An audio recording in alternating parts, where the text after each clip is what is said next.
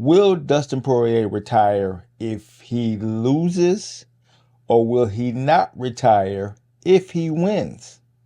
Now that's the question. So let's go ahead and get into it. So we already know Dustin.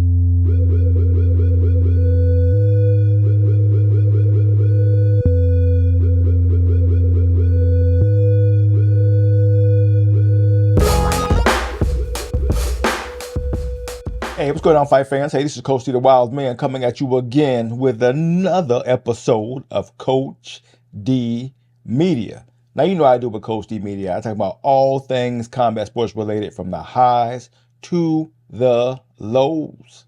All right, let's get back into it. Today, we're going to talk about Islam Makhachev taking on Dustin Poirier at UFC 302. Will Dustin Poirier retire if he loses, or will he not retire if he wins? Now that's the question. So let's go ahead and get into it. So we already know Dustin Poirier has had a great run in the UFC. He's done everything. He's won belts and he's lost belts. He beat some of the greats. He beat, Conor McGregor, made a whole bunch of money. He's done a pretty good career in mixed martial arts. Can he go ahead and wrap it up? Can he go ahead and call it a day and go ahead and sit on down and live the rest of his life, raise his kids, live the family life?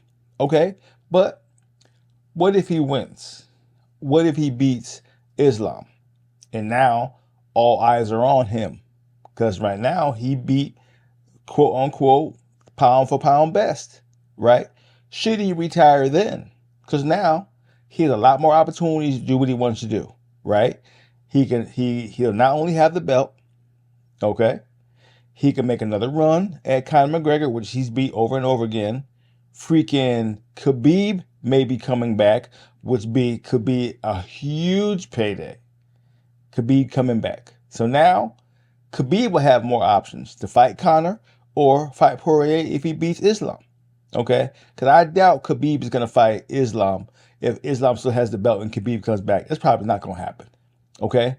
But the most important thing is mixed martial arts, especially the UFC, is a business. You don't have to be at the top of your game to earn real money. Nate Diaz, right? Freaking George Masvidal, Conor McGregor, all these fighters who are big stars, who don't need a winning record in order to get paid. This is a business. Can you get eyeballs on you? If Dustin Poirier focuses on getting eyeballs on him, be a little bit of heel, talk a little bit of shit from time to time, have great fights, maybe once every year, he can maintain and still make great money, even though he's not at the top of his game. It all depends on who you fight and who you get to draw attention. That's what it comes down to. You don't have to be a killer all the time in order to make money. Especially, look at the fighters I just named. They're great fighters, but they're no longer killers like they used to be. But they're still making good money, right? Because they can get eyeballs on the sport. Look at Izzy. Izzy ain't been back in a minute, but he's still relevant. You see what I'm saying? So if Dustin loses to Islam and he loses bad, okay, maybe he might have to retire. But if he makes a great fight where it's close and he barely loses, he's still relevant. He don't have to retire. He can maneuver and make some things happen on his next fight where he can still get a strong payday. But if he wins, he's on top of the game again. He can do what he wants to do because he holds the belt, right? We have to stop looking at it at wins and losses. We have to look at business and eyeballs. Can you keep attention on you? There's a lot of fighters. Look at Ian Gary. He's getting ready to fight coming up real soon against MVP, which might be a pretty good fight, But Ian is not, to me, that top tier fighter. He's okay, right? But he's not really a top tier fighter in my opinion, which I'm going to do a podcast about that next. But he's getting attention. People are tuning in, to watch him. Can he carry a card? Probably not, but he can get his share of viewership, right? And the UFC is liking him, so they're backing him.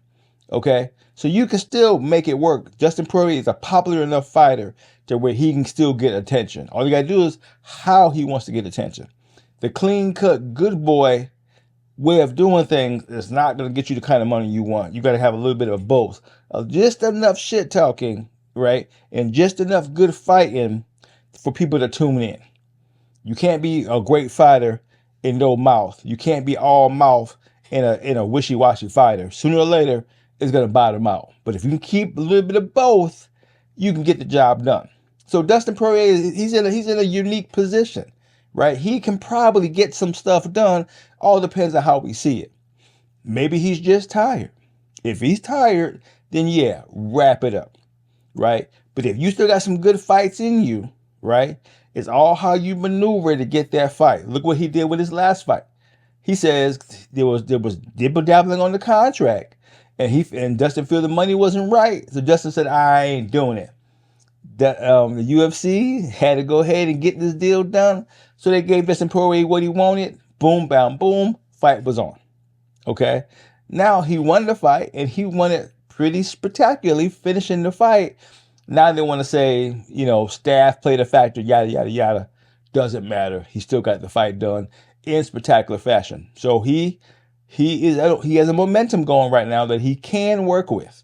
So we'll see. We'll see how he wants to do this. I'm not 100% sure that he's going to retire, especially if he wins. Now, does he have a tall order against Islam? Yes, he does. But he's a veteran of the game. There's always a way to win like he did in his last fight. All he has to do is figure it out. So we'll see, especially with Khabib coming back, Conor coming back, maybe Nate coming back. There's some money on the table that can be manipulated if you plan it right. So we'll see. We'll see. But I'm curious. I really want to see how this is going to go down.